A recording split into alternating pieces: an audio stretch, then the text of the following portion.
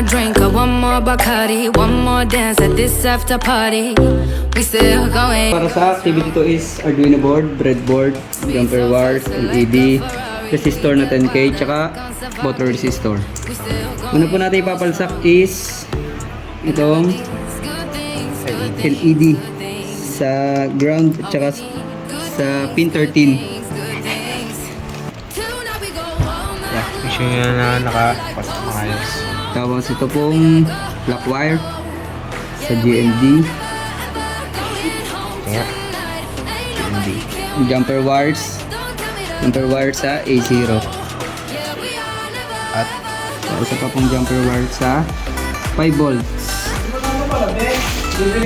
ito yung tsura niya. Pinansak. 5 volt, ground, at A0.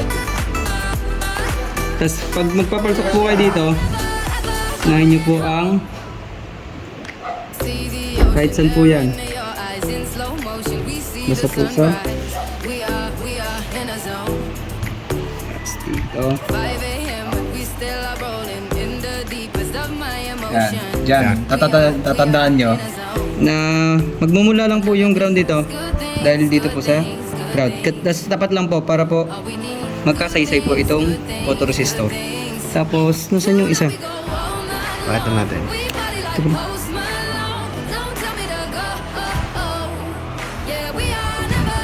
Tapos ito pong photoresistor, tapatan lang din po ng sa 5 volts at saka sa GND. Anong ano ito? 10? 10K? Ay, nagkapalit pala po ito.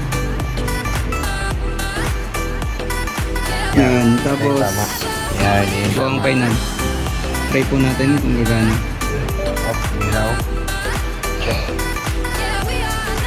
Ito naman po ang aming code para po dito sa activity number 2. Ito po yung final output. Tingnan nyo po. Tinaklaban nyo, ilaw. Which ang delay po niya is 10 lamang. So, pag yan, put.